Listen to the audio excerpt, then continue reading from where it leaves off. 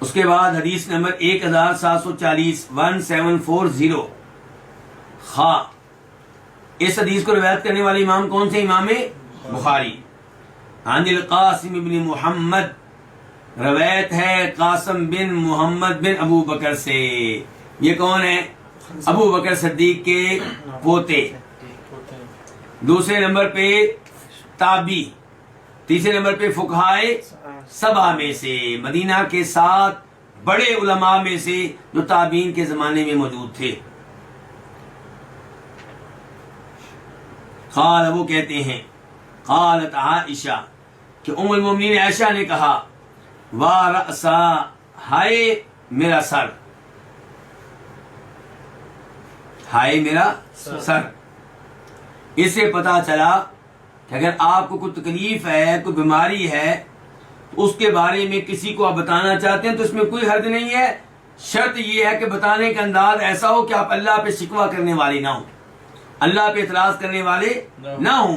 ویسے آپ اپنی وائف کو، اپنے بیٹے کو، اپنے والد کو بتانا چاہتے ہیں کہ مجھے بڑی تکلیف محسوس ہو رہی ہے، تو اس میں کوئی حرج نہیں ہے. تو کہا وارأسا، ہے میرا سر. فقال رسول اللہ صلی اللہ علیہ وسلم، تو فرمایا نبی علیہ الصلوۃ والسلام نے ذاکی لو کان، یہ اگر ہوا، یہ کیا اگر ہوا؟ یعنی کہ اگر اے عائشہ تم فوت ہو گئیں، یہ اگر ہوا وَأَنَا حَيٌّ، اور میں کیا ہوا؟ میں زندہ ہوا. یعنی کہ اگر تو فوت ہوئی اور میں کیا ہوا؟ زندہ ہوا. فَأَسْتَغْفِرَ لَكَ وَأَدْعُوَ لَكَ، تو میں تمہارے لیے دعائیں مغفرت کروں گا اور تمہارے لیے عام دعائیں بھی کروں گا.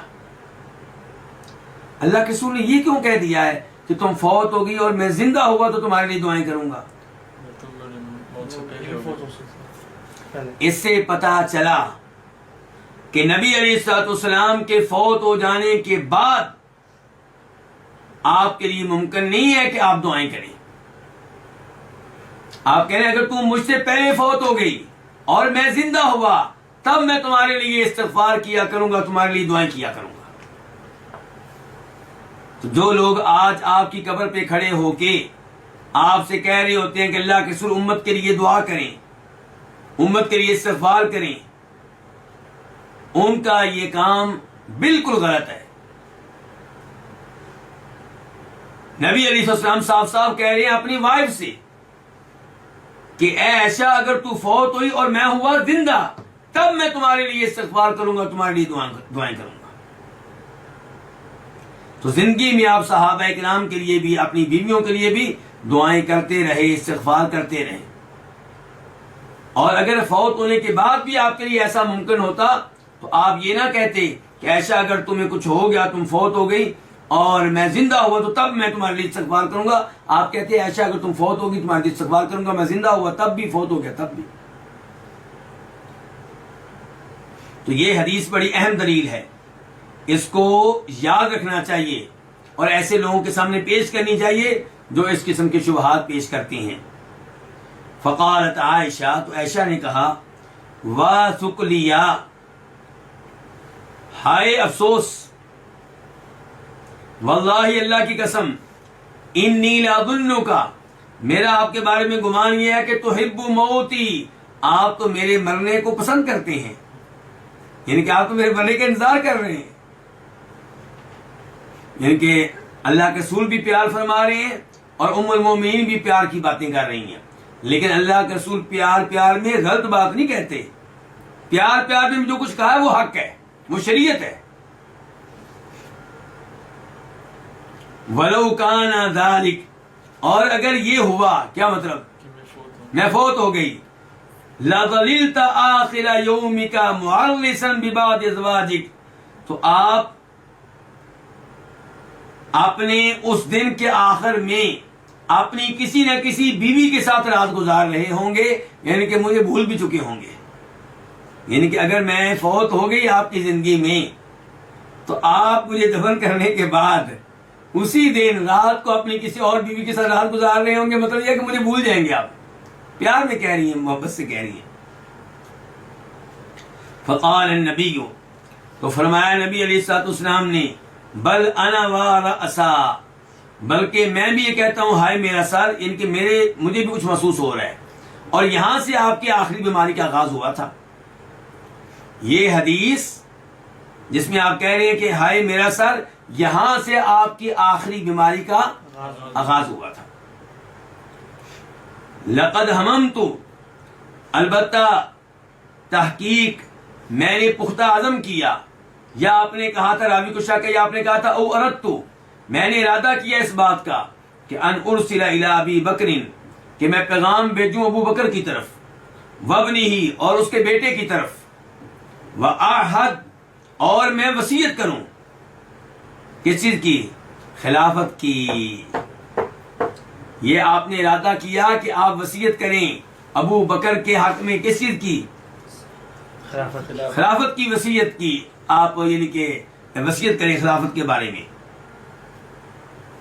تو آپ کہہ رہے ہیں کہ میں نے پختہ عزم کر لیا، یا میں نے ارادہ کر لیا کہ میں ابو بکر کو اور اس کے بیٹے کو پیغام بھیجتا ہوں، وہ آہد، اور میں وصیت کرتا ہوں.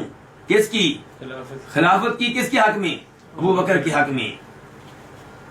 اس بات کو ناپسند کرتے ہوئے ان یقول القائلون، کہ کہنے والے کہیں، یا تمنا کرنے والے تمنا کریں. کیا مطلب؟ یعنی کہ میں وصیت اس لیے کرنا چاہتا ہوں، میں نے وصیت کرنے کا ارادہ اس لیے کیا تھا کہ کہیں ایسا نہ ہو کہ میرے فوت ہونے کے بعد کہنے والے کہیں کہ جناب خلافت میرا حق ہے، خلافت میرے اس بیٹے کا حق ہے، خلافت میرے ابا کا حق ہے. یا آرزو کرنے والے آرزو کریں کہ مجھے خلیفہ بننا چاہیے. تو اس خدشے کی بنیاد پہ میں چاہتا ہوں کہ میں وصیت کروں. ثم قلت، پھر میں نے کہا، یہ کہ ارادہ میں نے کر لیا تھا کس چیز کا؟ خلافت کی وصیت کرنے کا ابو بکر کے حق میں. پھر میں نے کہا یأبی اللہ ویدفع المؤمنون، اللہ بھی انکار کر دے گا، اللہ کسی اور کو خلیفہ نہیں بننے دے گا، اللہ انکار کر دے گا، ویدفع المؤمنون، اور مومن بھی انکار کر دیں گے. او یا اللہ کے رسول نے کہا پہلے یدفع، اللہ کے ساتھ یدفع کا لفظ بولا ہے، ان کے پہلے الفاظ کے الٹ مطلب ایک ہی نکلے گا. یا آپ نے کہا کہ یدفع اللہ، اللہ تعالیٰ انکار کر دیں گے، ویأبی المؤمنون، اور مومن انکار کر دیں گے کسی اور کی خلافت سے. تو کیا خلاصہ ہے حدیث کے آخری حصے کا؟ کہ آپ کہہ رہے ہیں کہ عائشہ، میں نے سوچا تھا، میں نے ارادہ کر لیا تھا کہ تمہارے والد ابو بکر کو پیغام بھیجوں اور ان کے بیٹے کو بھی ساتھ بلاؤں، اور تمہارے والد کے حق میں خلافت کی وصیت کر دوں، تاکہ کہیں ایسا نہ ہو کہ بعد میں کوئی کہے خلافت میرا حق ہے، یا کوئی اور خلافت کی آرزو کرے. لیکن پھر میں نے یہ سوچا، پھر میں نے یہ کہا دل ہی دل میں کہ نہ اللہ تعالیٰ کسی اور کو خلافت دے گا، نہ مومن کسی اور کو خلیفہ بننے دیں گے. اس لیے پھر میں نے وصیت نہیں کی. تو اس سے پتا چلا کہ نبی علیہ السلام نے اشارے دے دیے تھے کہ میرے بعد خلیفہ کون ہوں گے.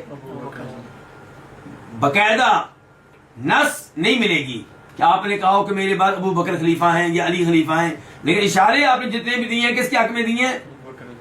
کبھی آپ ان کو آخری دنوں میں مصلی امامت پہ کھڑا کر رہے ہیں، کبھی آپ کہہ رہے ہیں کہ مسجد میں جن لوگوں کے دروازے کھلتے ہیں سب کے سب بند کر دیجیے سوائے ابو بکر کے دروازے کے.